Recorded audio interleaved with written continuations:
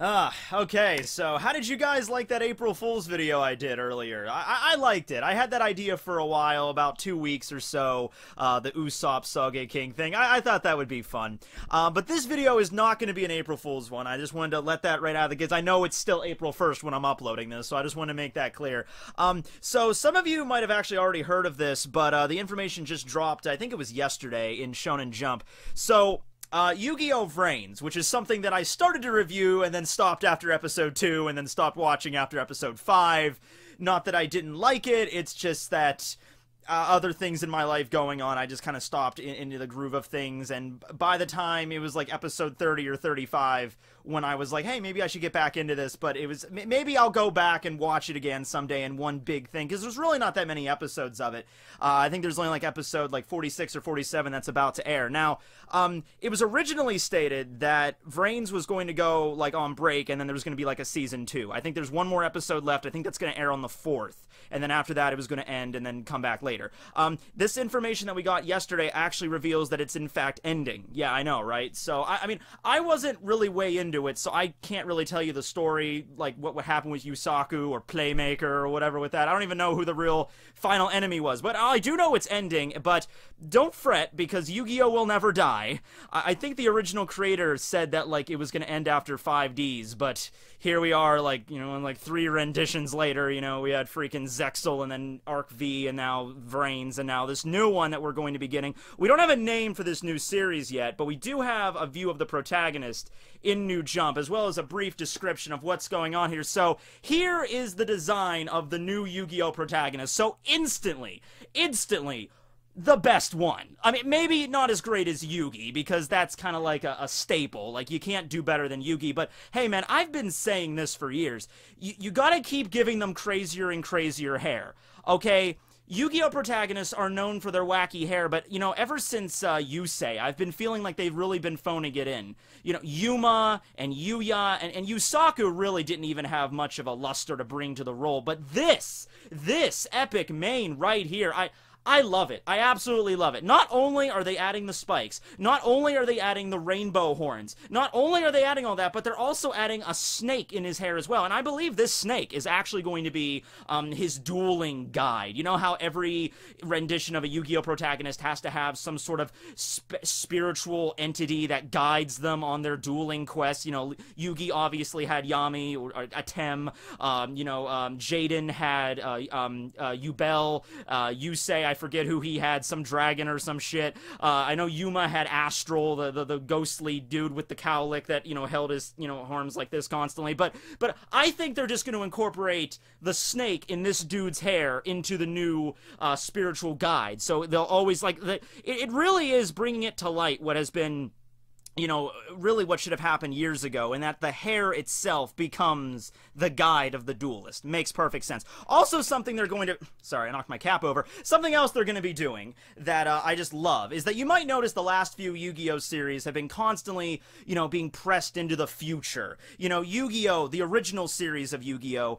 Kind of took place in our world, in our modern times, and then GX took place maybe like in the next generation, maybe like 10 years later, and then after that, with 5D and Arc V and Zexal and Vrains especially, just being thrust more and more into the future until finally when we get to Vrains, you know, you can't take it much more than that. You have like technologically advanced cities and an entire like virtual world filled with cities in the virtual world and all these different networks and everything. So I think we're going to go back to the original. It's just hinted that this is the origin of the entire game. So I think we're going to go back before ancient Egypt, before Atlantis, like with the Orichalcos. I think we're going to go back to like the beginning stages of when the world was created, right? And the dueling gods appear. And this is really going to tie it all back together, because you know Yu-Gi-Oh! Is like the most important thing in this entire world. Like, in this world, cards are everything. So why is that? I want to know why that is. I want to know why every man, woman, and child in this universe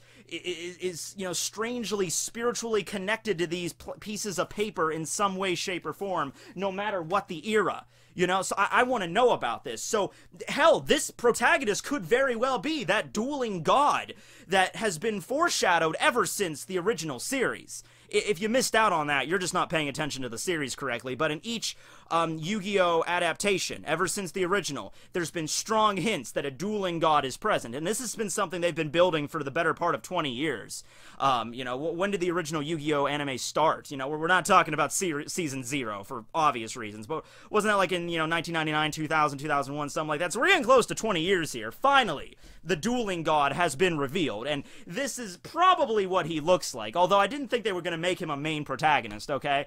Have no idea what his deck is going to be based off of, but I'm going to assume ritual monsters. I know I said that with Yusaku, because they introduce a new concept every time, so it's probably not going to be ritual monsters, although that would be pretty cool, and he's the dueling god, so of course you have to be like ritual, but okay, they're probably going to create a whole new archetype. Considering his hair is partly rainbow colored, though, I'm going to say that this new color is that there's going to be rainbow Yu-Gi-Oh cards, like kind of like Rainbow Dragon, you know, but except like, that might be his main card, Neo Rainbow Dragon, and it's going to be like rainbowed, and the way you summon it is you have to discard your entire deck to the graveyard, and then you have to take out every spell and throw it out of play before adding 7 new cards to these 4 new zones on the Yu-Gi-Oh playing board, which are going to be located here, here, here, and here. There's actually going to be a new spot that's going to be way off to the side. Like, they're going to have playing mats at, like, that are, like, several, you know, feet longer, because the new zone is going to be all the way over here, and they're going to have to lay out 7 cards there that,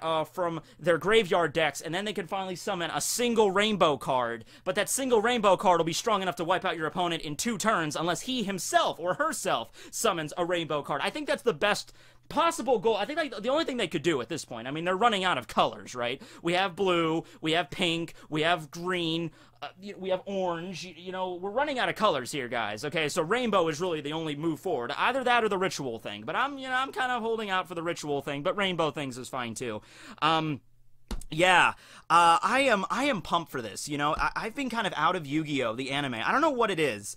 You know, obviously I watched the original and GX when I was a kid, and I love that. And GX really kind of helped me get back into Yu-Gi-Oh! Because when I was near the end of the Yu-Gi-Oh! Season, right around the time the Egypt arc was going on, I kind of stopped watching it weekly. I was getting out of the vogue of Yu-Gi-Oh! And then about a year or two later, when GX started airing, that brought me back into it. And then, you know, GX, it never really finished its dub, which I still hate that. I still hate that Season 4 never really got a proper English dub. I mean, the English dub of GX wasn't really that awesome. It wasn't like the stuff of Legends. It was filled with typical 4Kids bullshittery and lame-ass puns and everything. But the voice actors did okay for the most part. Like Jaden's voice actor was alright. You know, or voice actress. I'm not actually sure. It might have been a woman. But after that, I stopped with 5Ds, although I hear 5Ds is, like, amazing. I mean, I should really take my time to sit down and watch some 5Ds every now and then, because I hear 5Ds is, like, the best Yu-Gi-Oh! Adaptation, aside from the original. You know, like, Arc V and Zexal and GX and Vrains, they don't hold a candle. 5Ds is, like, right next to the original series, and I know Yusei is so beloved, so I should really sit my ass down and watch the 140-something episodes of 5Ds. Zexal, I can tell you I'm not going to be a fan of Zexal. Yuma just irritates the shit out of me. And it just seemed, I don't know, maybe I'm not, maybe I'm only taking it from the first few episodes of Zexal, but it always appeared like a little bit more childish to me, a little bit more like it wasn't taking things as seriously. It was dialing up the bright colors a little bit, making it like, maybe that's in contrast to 5D, because I know that 5Ds does get a little dark as it goes on, actually a lot dark as it continues. Maybe that happens with Zexal too, but I'm not sure. Arc V, kind of the same basic thing. I remember watching the first episode of Arc V, and freaking Yuya summons the hippo thing, and I'm just sitting there like, oh, okay, sure. And Vrains I did enjoy. I can tell you right now that if I was going to sit down and dedicate a few days to binge watching every episode of Vrains, I would enjoy it. It's just a time factor, really, if nothing else. But this new series, I think, is going to get me right back into Yu-Gi-Oh! I think I'm going to get back into the card game. I think I'm going to go in tournaments and worlds, you know. I have that Joey Wheeler deck that I am ready to try out, and this is something else big that's happening. You know that card I was, like, joking about on a stream, Oblivion Dice? You know, you roll a dice, and if it comes up 1 to 5, you automatically lose the duel. But if you roll a 6, your opponent loses, so you win. You know, I just made that up off the top of my head. Little did I know, Konami was actually going to make that card. It's coming out soon. Oh, and by the way, in this Jump special, we also get another new card, the 7-headed giraffe Hydra. You know, now I know Hydras usually have 9 heads, but, you know, I don't know. I can't read the card text. It's in Japanese, so there might be something else going on here. But this is obviously also one of the most iconic cards in the entire game, right next to Blue Eyes and Dark Magish. So I hope I'm going to get that card at some point. Then I'm going to watch this series. Then I'm going to go watch Vrains. Then I'm going to get that Oblivion Dice card and get my Joey Wheeler deck. And I'm going to go to Worlds. And I know what you're thinking. How the hell are you going to get to Worlds with a Joey Wheeler deck? You know what? The whole thing about Joey Wheeler's deck is that Joey Wheeler's deck, or deck, his deck. The whole thing about Joey Wheeler's deck is that it's filled with nothing but cards that involve coin flips and you know, dice rolls and chance of just like luck. And most competitive Yu-Gi-Oh players will tell you those cards are not useful in that like, if you're playing with your friends, they're fine, whatever, that's fun. But if you're playing in an actual tournament setting, using cards that rely solely on, you know, coin flips and dice rolls, that's stupid. It's leaving it all up to luck. Well, see, that's my ace in the hole, sir. That's my hole in the ace, rather. I'm gonna go through this, and I guarantee you, I'm gonna get every single coin flip and dice roll exactly the way I want it. And you know, I'm not going to cheat. It's just the way it's going to go. I have this feeling it's going to happen. Can you imagine if every single time I bust out a card like that and I automatically, like heads, tails, tails, tails, tails. I want to roll a 4, came up 4. Want to roll a 6, came up 6. I know the odds are astronomical. Impossible, some people even might say. But you know what? I think it can happen. And when it does happen, I become the true king of games. No one will be able to believe it. I'll shake the very core of this game. But anyway, I think that's enough blabbering from me. Thanks for watching, everybody. I hope you guys check out the new Yu-Gi-Oh! Season starring this beautiful, sexy mofo right here. And catch you back here next time. So, yeah, hope you guys had a good April Fool's Day. Signing out.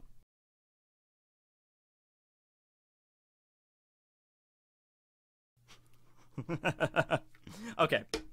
So... go check out Mr. Awesome. I put his links in the description below. He was the one that came up with this. He came up with this idea, not me. He approached me about it, and I love the concept. I loved his design of this new protagonist. This was an April Fool's joke, if you didn't get it. Don't worry, I didn't monetize this one, because I just wanted to have fun with this video. So I didn't monetize this one. This is just me having fucking fun at this point. You know, the Sage King thing I did have planned for a few weeks, and that was going to be my main thing, but then Mr. Awesome approaches me with this, and he's like, okay, this seems fun. Most of the things, though, I said in this video, aside from the new season, are actually intentional. I do really, I do really want to get back into Yu-Gi-Oh! I do want to start watching Vrains and get caught up with that, as well as with Season 2. And I also do want to watch 5Ds at some point, and I do get annoyed by Yuma, and I don't know about you. Arc V is still kind of up in the air. But, yeah. I hope you guys enjoyed. April Fool. I love April Fool's Day because...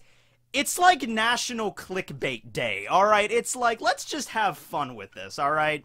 And after today, I go through my videos, and I just put, like, this, like, I'll put, like, the Sage King Usopp thing. I'll put, like, this was an April Fool's joke. And this, I'll put April Fool's joke. Okay, guys? So just, it's cool, it's fun. Most people get the joke. I know there's a few that do not, but it's fun. Even though in some instances, I'm laying down my sarcasm like so goddamn thick you could cut it with a steak knife, or like it's so damn thick that I could make fan art of it and you would jerk off to it every night for a month, like that kind of thickness, and people will still, is he being sarcastic? Is he being serious? I'm like, I don't know what to do, guys. That's the fun part, reading those comments for me. I don't know about you, but yeah, have a good night, guys. Later.